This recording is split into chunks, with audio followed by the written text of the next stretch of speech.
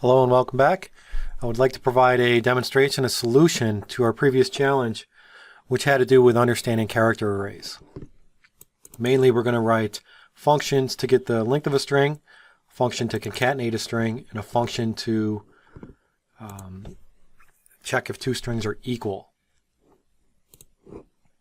So I'm going to create a project. I'm just going to name it understanding character strings.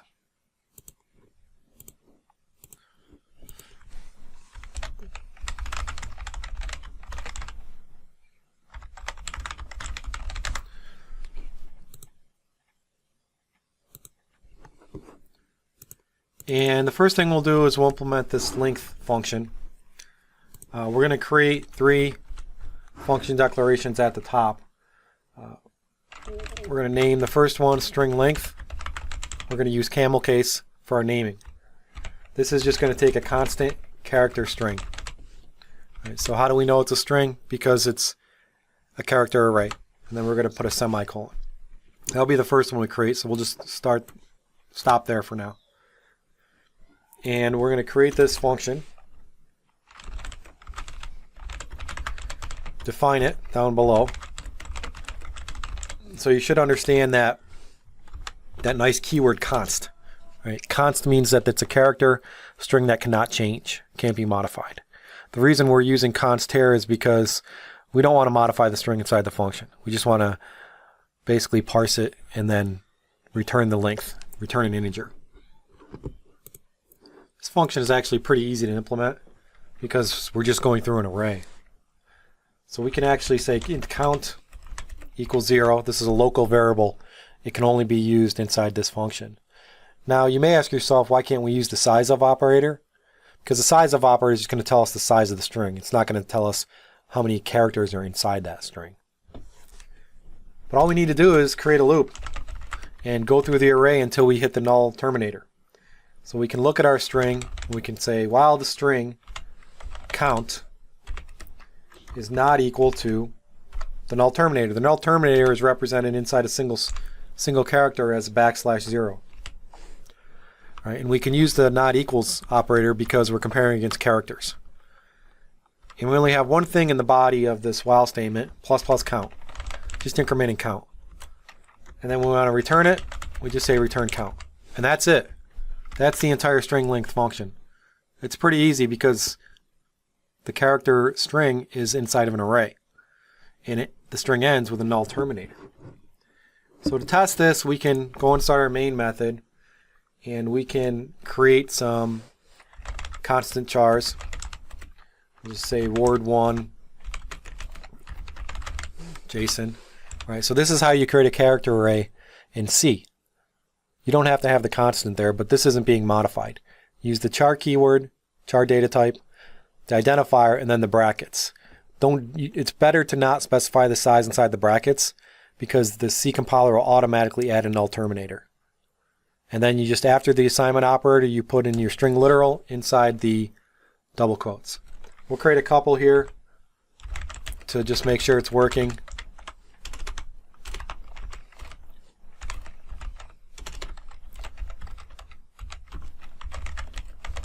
And word 3 will just be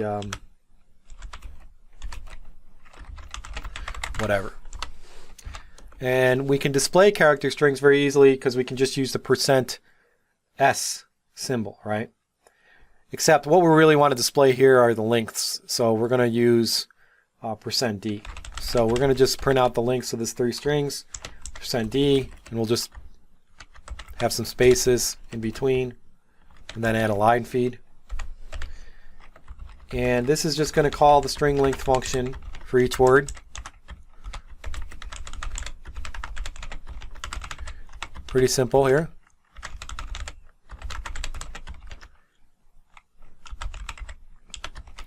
And that is it. So now we can build and test and see if this actually works. What we should see as output is we should see the length of JSON, which is 5, the length of OK, which is 2, and the length of whatever, which looks to be about 8. We build this, we want to make sure we have correct spelling because it won't build if you misspell. And again, I do not know how to spell. Typing too quick for my own good. All right, let's run this.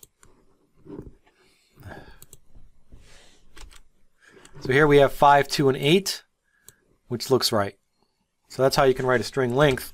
Let's move on to the concatenation function. The concatenation function is just going to take 3 strings, 2 constants. And this is not going to return anything. It's just going to add to the, put the resulting string in the first parameter. So we're going to call it concat. We're going to have a result. And we're going to have 2 strings, one that we want to concatenate to, and then one that we want to just have a single string. So we'll name them string 1 and string 2. And there we go. And that's our function declaration, so we can use it anywhere before it's defined. Make sure I put a semicolon after it. Yep.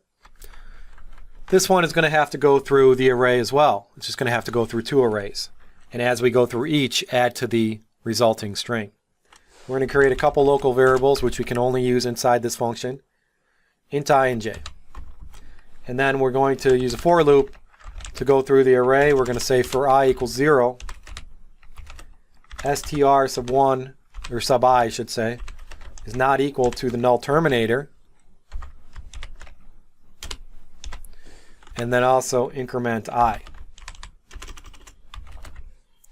All right, we're familiar with our nice for loop syntax where we have the loop identifier as the first thing before the first semicolon, the condition where we jump out before the second semicolon, and then modifying the loop control variable to make sure we don't have an infinite loop.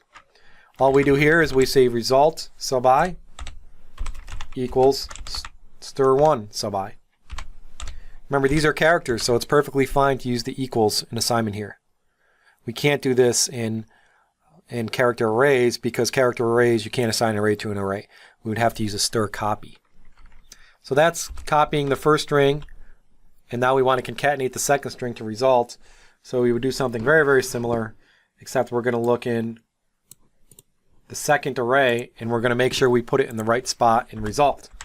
So we would do something like this. We would go from j to 0, stir2 j is not equal to the null terminator plus plus j.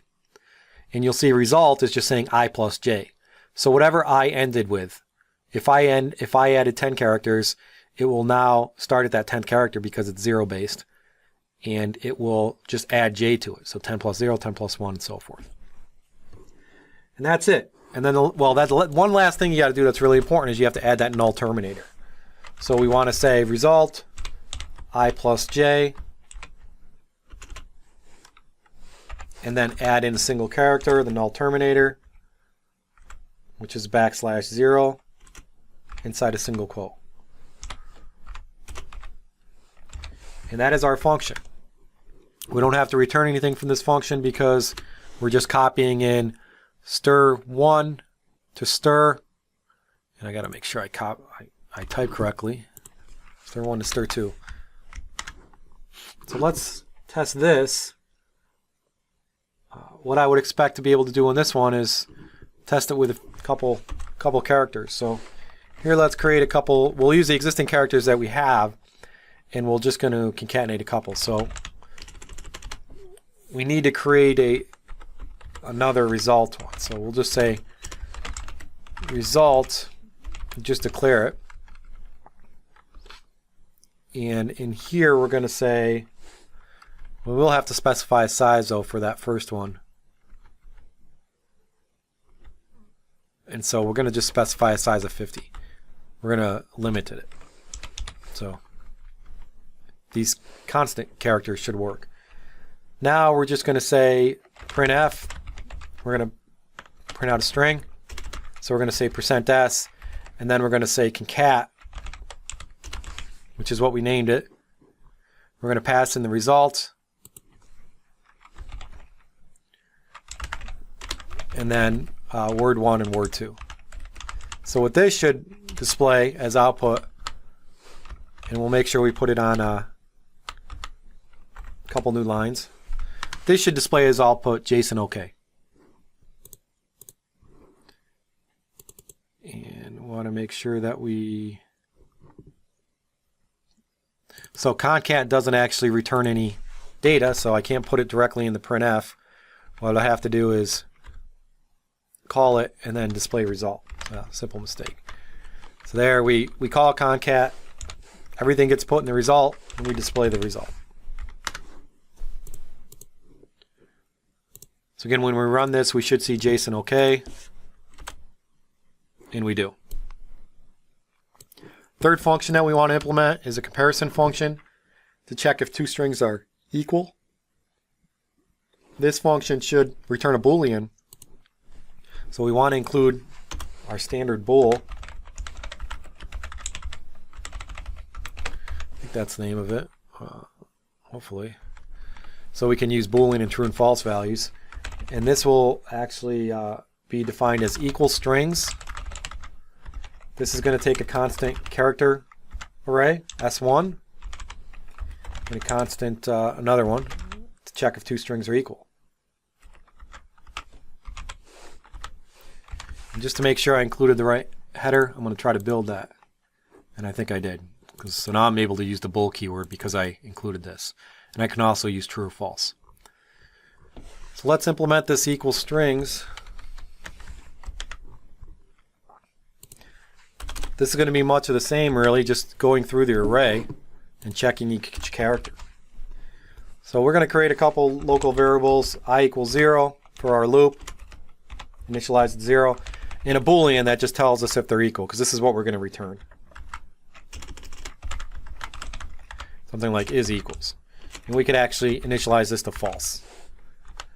And our while loop is just going to go ahead and compare. What we want to do first, actually, is we want to get the count. We want to see how big both of these are. So we can have a while loop because we need the count in order to look at the size. Basically to just check for that null termination. So we're going to assume that the strings we pass in are the same size. So we can write a simple while loop. You could write if statements as well. I kind of incorporated everything into a while loop, or my comparisons, by using the logical operators. You don't have to use logical operators. You could use an if statement and just go through the entirety of a second string. But here what I did is I said while s1 sub I is equal to s2 sub I, and they're not equal to null terminators. Because if they're equal to null terminators, we want to jump out if either one's a null terminator. So now we say plus plus I, and then the last thing we have to do is just check if those are null terminators. And if they are, you can set your Boolean variable to return the right data. So here we can say if s1 sub I is equal to a null terminator and s2 sub I is equal to a null terminator, set our Boolean variable is equals, and then we want to return that.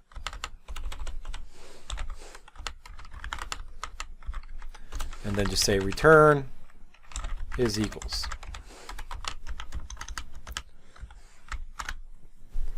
And to test this, we'll have to test a good string and a bad string. So let's go ahead and say equal strings. I'm going to print out just the integer value of the Boolean, so %d. And we're going to say equals strings. Here this returns something, so we can put this in the print expression. Equals string, I just want to make sure I equal strings. Thought I had that wrong. Equal strings, and then we'll pass in JSON, comma, JSON. And we'll call it again. Make sure we add a line feed. And this time we'll say JSONs. And the first one should return 1, second to return 0. 1 represents true, 0 represents false. When we run this,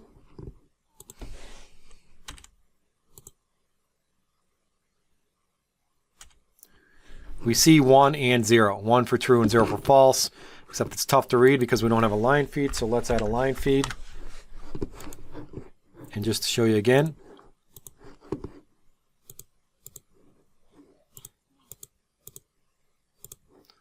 now we see 1, 0.